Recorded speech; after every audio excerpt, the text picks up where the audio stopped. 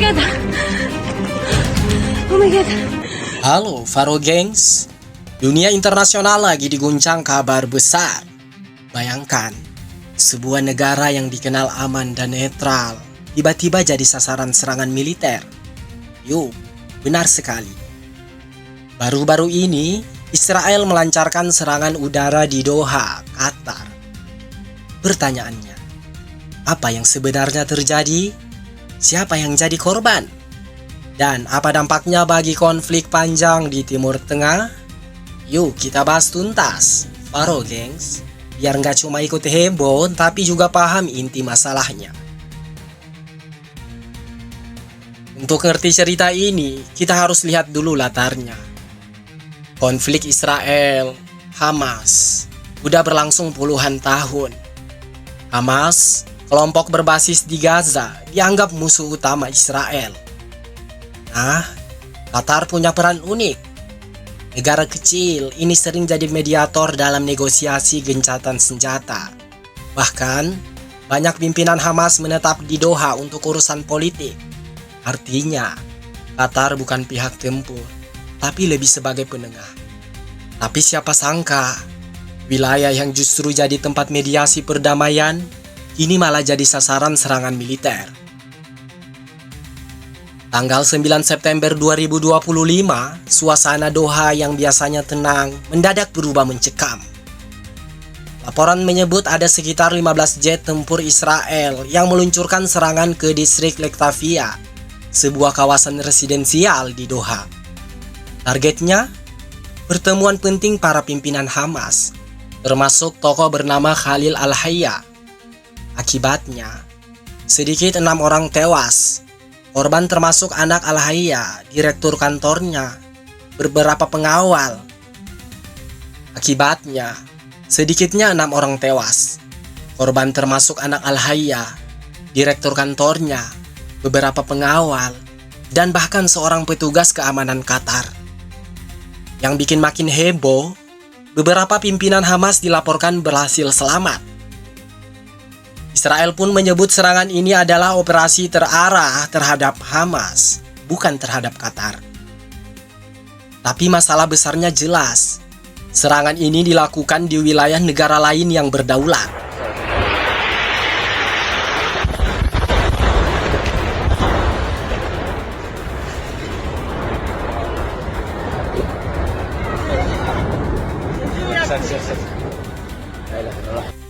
Qatar langsung mengecam keras. Mereka menyebut serangan ini sebagai pelanggaran hukum internasional, pelanggaran kedaulatan, bahkan menuduh Israel melakukan tindakan pengecut. Qatar juga berjanji membawa kasus ini ke forum internasional. Sementara Israel tetap pada posisinya.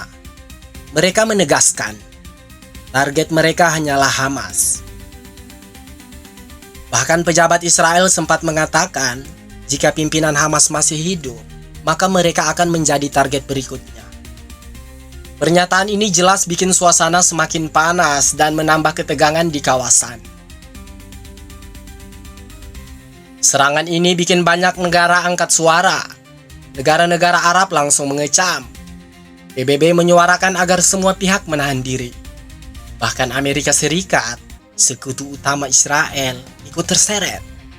Kabarnya, AS memang diberitahu soal rencana serangan, tapi waktunya terlalu mepet. Akhirnya muncul tanda tanya, apakah AS benar-benar setuju atau justru merasa dipermalukan dengan langkah Israel ini? Lalu, apa dampaknya bagi dunia?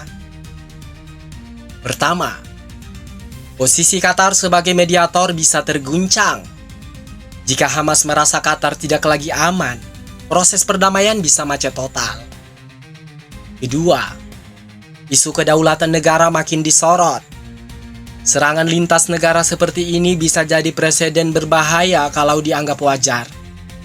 Ketiga, reputasi Israel bisa makin tertekan di kancah internasional. Banyak yang menilai langkah ini melanggar hukum internasional. Dan terakhir, ada risiko besar bagi warga sipil. Karena serangan terjadi di kawasan residensial, artinya masyarakat biasa ikut terancam.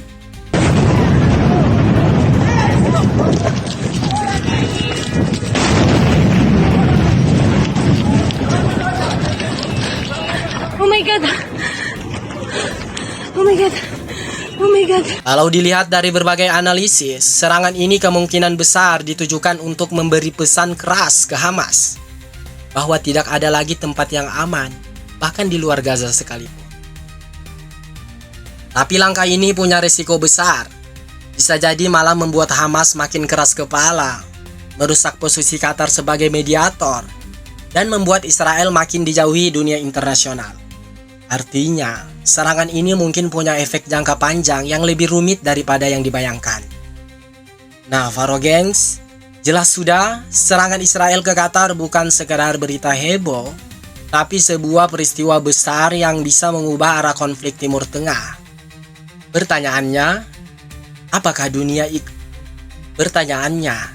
Apakah dunia akan membiarkan pelanggaran ini begitu saja?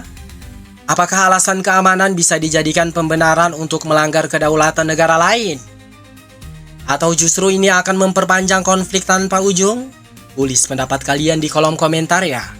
Dan jangan lupa like, share, dan subscribe biar makin banyak orang tahu fakta di balik peristiwa besar ini. Sampai jumpa di video berikutnya. Tetap kritis, tetap peduli, dan selalu bersama Faro Gengs.